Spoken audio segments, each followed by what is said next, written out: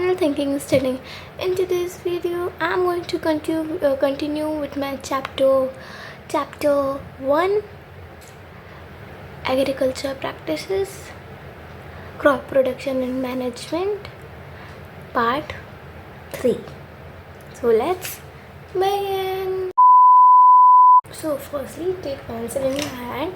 So as you know, in my previous video, I have completed here page number 5, overcrowding before adding manure and fertilizers. So in today's video, I'm going to continue with adding manure and fertilizer. I'm trying fast to complete this chapter, but I want that you all get it very clearly. So I am doing this chapter in part by part because this is very long chapter and it is very necessary to understand this chapter. So adding manure and fertilizer. Firstly, I will read you and make you understand this topic. Then I will tell you important points. The substance which are made to the oil in the form of nutrition for the healthy growth of plants are called manure. जो substance soil में add करे जाते हैं वो nutritions के form में क्यों डाले जाते हैं, क्योंकि जो प्लांट्स होते हैं उनको हेल्दी ग्रोथ करने के लिए वो जो सब्सटेंस रहते हैं उनको मैन्योर या फर्टिलाइजर्स बोलते हैं. तो पहले हम इस चीज़ को अंडरलाइन कर लेते हैं. ब्लू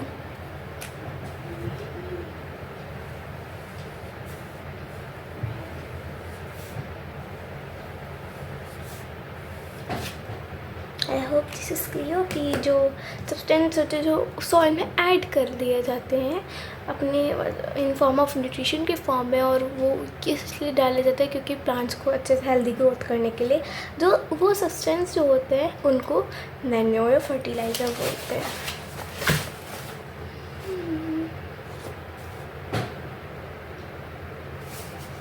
आई थिंक पहले से ज़्यादा आज क्लियर है. So let's continue. बोझो, अब यहाँ पे बोझो देखते क्या बोल रहे हैं. बोझो से I saw a healthy crop growing in farm. In the neighbouring farm the plants are weak. Why do some plants grow better than others. Boojho ने बोला कि मैंने देखा कि जो क्रॉप्स थे एक फार्म में वो बहुत अच्छे से ग्रो कर रहे थे, हेल्दी ग्रो कर रहे थे, बट उसके नेबरिंग के जो फार्म था उसमें जो प्लांट्स है वो बहुत वीक थे. ऐसा क्यों? प्लांट्स होते हैं वो क्या बेटर होते दूसरों से? सो तो बोझो यह कहना चाहता था. तो soil supplies mineral nutrition to crop plant. जो सॉइल होता है वो मिनरल और न्यूट्रिशन पहुँचाता है क्रॉप प्लांट्स को. अंडरलाइन फर्स्ट, फिर हम आगे कंटिन्यू करेंगे. ठीक है. These nutrition are essential for the growth of plants. In certain areas, farmers grow crop after crop in the same in the same field. कुछ ऐसे एरियाज़ में फार्मर पहले क्या करते हैं, ग्रो कर लेते हैं क्रॉप को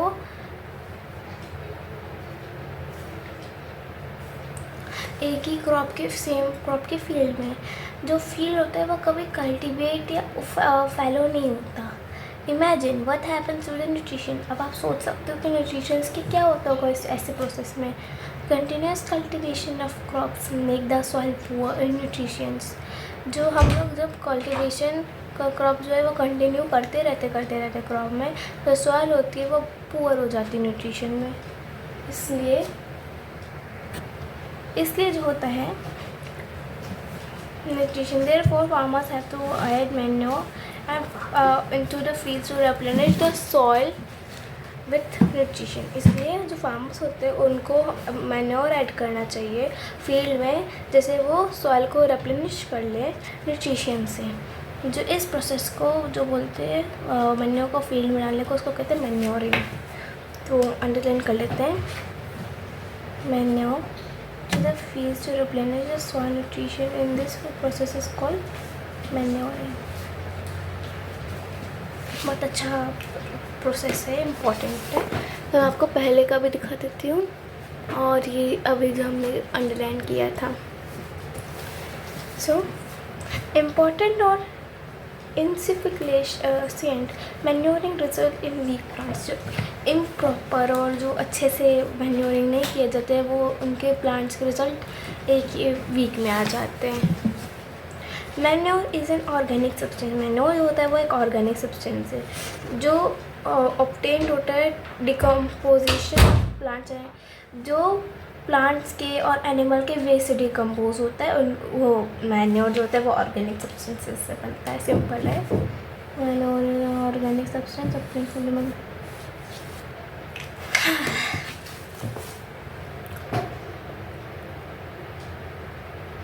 अच्छा, मैन्योर ना किचन वेस्ट, जैसे किचन वेस्ट में आपके जो चाय की पत्ती जो हो जाती हैं या पानी आप डाल सकते हो राइस का, आपकी मम्मा धो के जो हटा देते गिरा देती है पानी, आप उनको भी बहुत अच्छे यूज़ आ सकते हैं वो चीज़ भी, तो आप उनको भी यूज़ कर सकते हो। मतलब यूज़ कर सकते हो से मैं ये नहीं बता रही हूँ कि आप फार्मिंग करो, बट मैं बता सकती हूँ कि एग्जाम्पल जो वेस्ट मटेरियल होते हैं उनके होते हैं, ठीक है।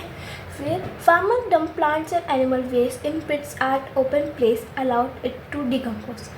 फार्म्स के जो डंप या प्लांट्स के जो डंप या एनिमल वेस्ट जो होते हैं, पिट्स जो होते हैं, उनको एक जगह ओपन प्लेस कर दिया जाए और उनको तो ये चीज़ उनको डिकम्पोज करने में अलाउ करती है। This decomposition is called by some micro organism. ये जो डिकम्पोज होता है यूजुअली माइक्रो ऑर्गेनिज्म के हेल्प से ही होता है। The decompose material is used as organic manure. जो डिकम्पोज मटेरियल होता है वो ऑर्गेनिक मैन्योर के यूज़ में आता है। You have already learned about vermi composting in class 6। आपने क्लास 6 में पढ़ा होगा वर्मी कंपोस्टिंग के बारे में अपनी 6th क्लास में। एक्टिविटी 1 नहीं पढ़ेंगे हम, आपको सीधा यहाँ बताती हूँ। Better growth of plants in which classes, यहाँ से पढ़ते हैं। ये पूरा आपको एक्टिविटी के बारे में बताया गया, सब समझ सकते हो आप। Another method of replenishing soil with nutrition is through crop rotation। जो एक another method होता है replenish soil को करने का nutrition से, वो होता है crop rotation। दो मेथड, 2 methods। तो हम इसको अंडरलाइन कर लेते हैं।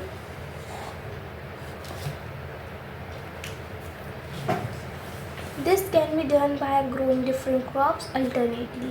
ये जो होता है वो क्रॉप्स को अल्टरनेटली, डिफरेंट क्रॉप्स को अल्टरनेटली ग्रो करा जाता है। Earlier farmers in northern India used to grow legumes as folder in one season and wheat in next season.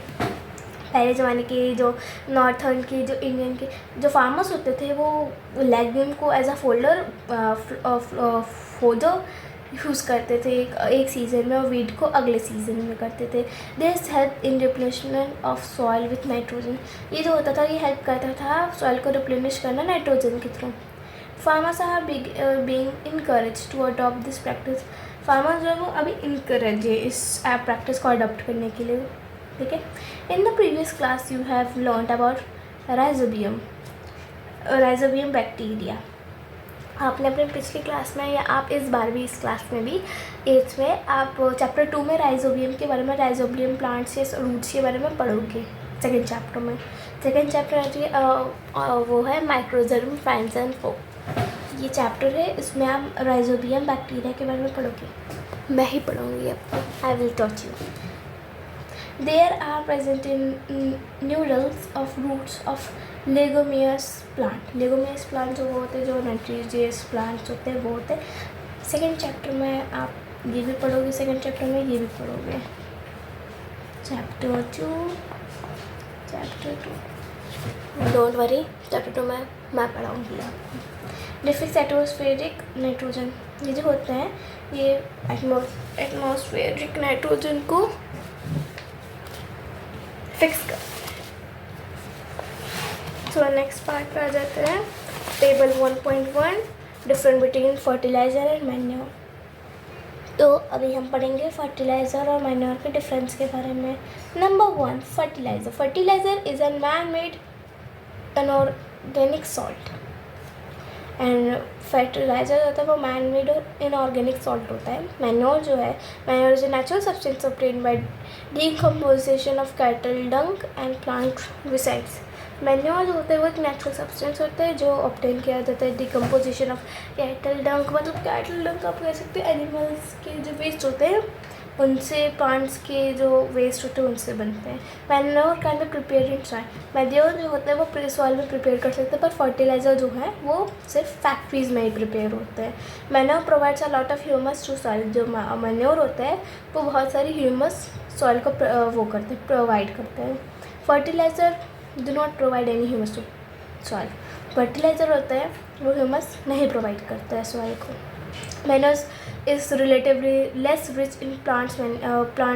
जो मैन्योर होता है वो थोड़ा सा लेस रिच होता है, मतलब लेस, क्या कह सकते हैं, लेस रिच होता है प्लांट्स की न्यूट्रिशन में। और जो फर्टिलाइज़र होता है वो वेरी रिच होता है न्यूट्रिशन में, प्लांट्स की न्यूट्रिशन में, जैसे कि नाइट्रोजन, फॉस्फोरस एंड पोटेशियम। ठीक है, अब table 1.1 gives the difference between fertilizer, मुझे कहा advantages of manure end of manure. मैं बोलूँगी आपको इस टेबल को बहुत अच्छे से लर्न कर लो, क्योंकि आपके टीचर डिफरेंस आपको ज़रूर देंगी एग्ज़ाम में। The organic manure is considered better than fertilizer. This is because जो ऑर्गेनिक मैन्योर होते हैं वो अच्छा ज़्यादा बेटर कंसीडर कर जाते हैं फर्टिलाइज़र से। ऐसा क्यों? Number 1, it enhances the water holding capacity of the soil। ये जो होता है वाटर होल्डिंग कैपेसिटी जो सॉइल के अंदर है वो उसको इन्हेंस करता है। It makes the soil pores due to which exchanges of gases become. ये जो होता है सॉइल को पोर्स प्रोवाइड करता है जिससे कि गैसेस को एक्सचेंज करना ईजी हो जाता है। It increases number of friendly micro organisms. ये जो होता है ये ज़्यादा नंबर में जो फ्रेंडली माइक्रोब्स होते हैं उनको इंक्रीज़ करते हैं, और ये टेक्सचर जो होता है सॉइल को उनको भी बहुत इम्प्रूव करते हैं। देन हम लोग आ जाते हैं इरिगेशन पे। All living beings need water to live. Water is important for proper growth and development. और सारे जो लिविंग बींग्स होते हैं उनको वाटर चाहिए होता है, या लिविंग थिंग्स जो होते हैं उनको वाटर चाहिए होता है। वाटर जो है वो बहुत ज़रूरी होता है एक प्रॉपर ग्रोथ डेवलपमेंट के लिए। Water is absorb by the plants roots. जो वाटर होता है वो प्लांट के रूट से अब्जॉर्व कर लिया जाता है। Along with water and mineral fertiliser are also are absorbed. Water और मिनरल और फर्टिलाइज़र के साथ ये भी अब्जॉर्ब हो जाता है। Plants contain nearly 90% water. Plants जो होता है वो नियरली 90% वाटर कंटेन करते हैं। ये आप कर लो, ये बहुत ज़रूरी होता है। ये आपके आगे चल के कोई भी कॉम्पिटिटिव एग्जाम में पूछ सकते हैं कि प्लांट्स जो होते हैं वो कितने % के पानी को यूज़ कर मतलब कंटेन करते हैं। अच्छा, मैं एक चीज़ बताती हूँ, एक फैक्ट बताती हूँ चैप्टर के बीच में, कि जो आगे जो कॉम्पिटिटिव एग्ज़ाम्स रहते हैं ना उसमें 6th 7th 8th 9th तक के ही मेन क्वेश्चंस पूछे जाते हैं और ट्रिकी नॉलेजेबल क्वेश्चन पूछे जाते हैं। मैंने ये चीज़ कहीं पे पढ़ी थी या मैंने खुद एग्ज़ाम्स में देखा है कि जो रहता है, मेरा मतलब मैं भी तो 8th में ही हूँ, इसी क्लास में आप लोगों के साथ आपको पढ़ा रही हूँ। तो मेरा जो भाई है, मेरा एक भाई है, उसने कॉम्पिटिटिव एग्ज़ाम दिया है, तो उसने मुझे बताया कि जो रहता है ऐसे कॉम्पिटिटिव एग्ज़ाम्स में मतलब एक ट्रिक है, आप ये अच्छे से याद कर लो। 6th 7th 8th के जो सिलेबस होता है या 9th के सिलेबस रहते हैं वही आते हैं और ज़्यादा कुछ नहीं आता है, बस एक नॉलेजेबल चीज़ें आती है, वो जनरल नॉलेज चीज़ आती है और कुछ नहीं आता है। ये अच्छे से 6th 7th 8th 9th पढ़ लोगे तो बहुत अच्छे कॉम्पिटिटिव एग्ज़ाम में पास कर लोगे। ओके, तो आगे बढ़ते हैं। Yes, water is essential because germination of seed does not take place under dry condition. Water इसलिए essential होता है because जो germination जो होता है seed का वो place नहीं लेता है dry conditions में। Nutrients dissolved in water are transported to each part of the plant. जो न्यूट्रिशन होते हैं जो वाटर में डिसॉल्व हो जाते हैं वो ट्रांसपोर्ट करते हैं हर एक पार्ट को प्लांट्स की। Water also protects a crop from both Frost hot air currents. जो वाटर होता है वो क्रॉप को प्रोटेक्ट करता है फ्रॉस्ट और हॉट एयर करेंट से। To maintain a moist of soil for healthy crop growth field have to be watered. जो मेन मॉइस्चर होता है सॉइल का क्रॉप के लिए और ग्रोथ के लिए वो होता है वाटर, उनको रेगुलरली वाटर करना. The supply of water to crops regularly intervals in is called irrigation.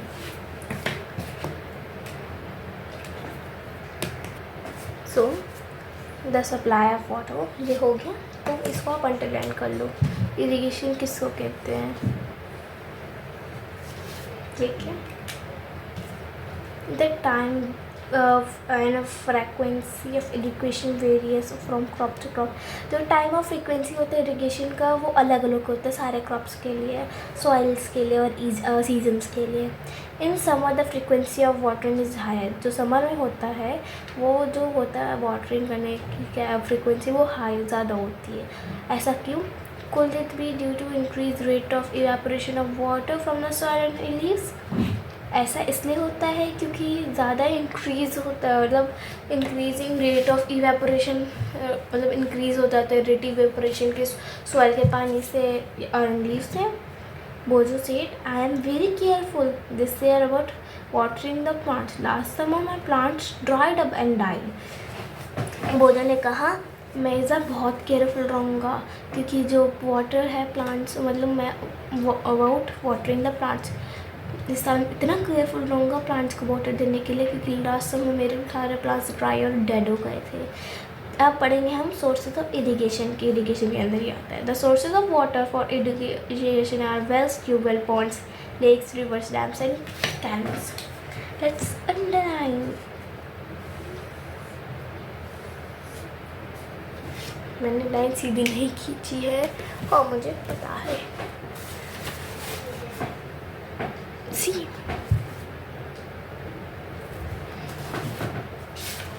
Next page पढ़ते हैं. थोड़ा सा ही बचा है हमारा.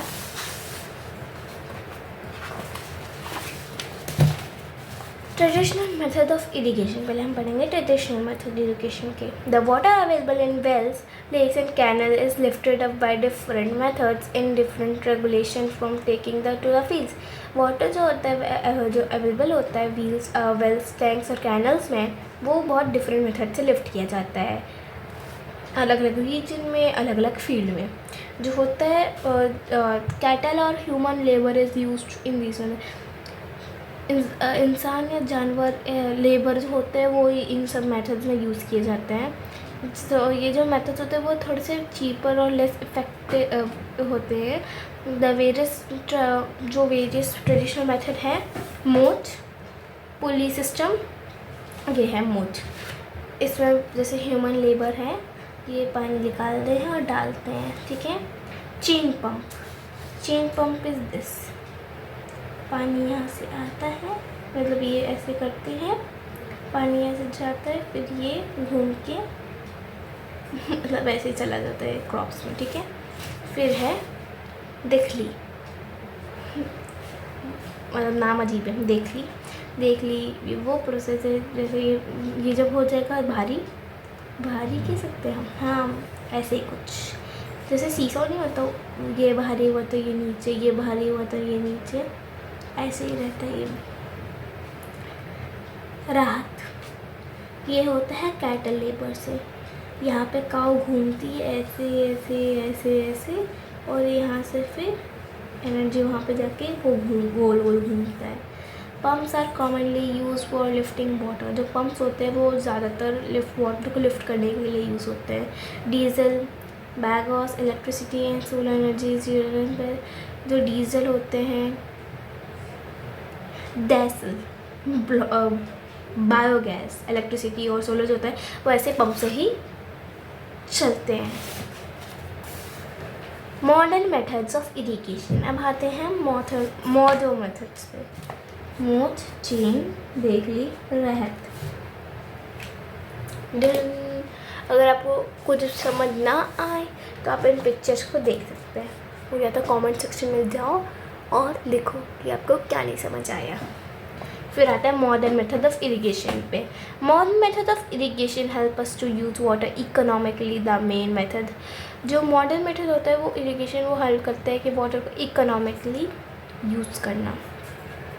The main method use are as follow, जो मेन मेथड होते हैं इनको यूज़ करने का वो होते हैं। So sprinkler system, this system is more useful on unavailable water which sufficient water is not available. Sprinkler system वो सिस्टम होता है जो एक अनइवन लैंड पे यूज़ होता है और ऐसे वाटर जहाँ पे इतना वाटर सफिशिएंट नहीं होता है। ये वेल है, इसके अंदर जो पानी रहता है उसमें ऐसे ही ये निकलता है, पानी जाता है इसके अंदर, फिर ये एक पाइप होती है, पाइप हर जगह पे लगी होती है, आगे जाके लगी होती है, आगे जाके लगी है, आगे जाके लगी, तो उसके जो टॉप है उसमें से ऐसे पानी निकल जाता है like a fountain. The perpendicular pipes having rotational nozzle, उनके ऊपर रोटेशनल नोजल होता है, are joint to main pipeline at regular intervals. जो वहाँ पे परपेंडिकुलर पाइप होती हैं जहाँ पे रोटेशनिंग नोजल होते हैं आर जॉइंट, वो ना मेन पाइप से जॉइन होते हैं रेगुलर इंटरवल्स में। When water is allowed to flow through the main pipe under pressure with high of the pump is escape from the rotating nozzles, जब वहाँ पे जो मेन पंप होता है वो प्रेशर में आता है और उस पंप के थ्रू ही वहाँ से जो होता है वो जो रोटेटिंग नोजल होता है वो रोटेट करता है।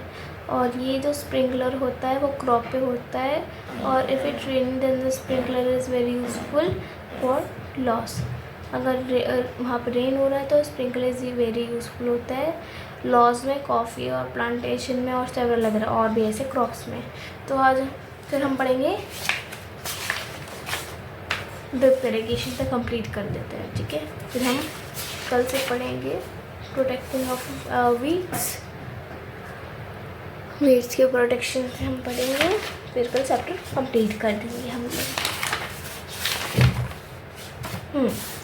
Drip system, in this system the water falls drop by drop, इसमें भी सेम है, ऐसा पंप लगा रहता है, वहाँ पे ड्रॉप पे ड्रॉप क्रॉप्स में निकल जाते हैं, मतलब चल जाते हैं। जो इस सिस्टम में जो वाटर होता है वो ड्रॉप बाय ड्रॉप निकलता है क्रॉप्स पे, तो इस चीज़ को ड्रिप सिस्टम बोलते हैं। Drip system,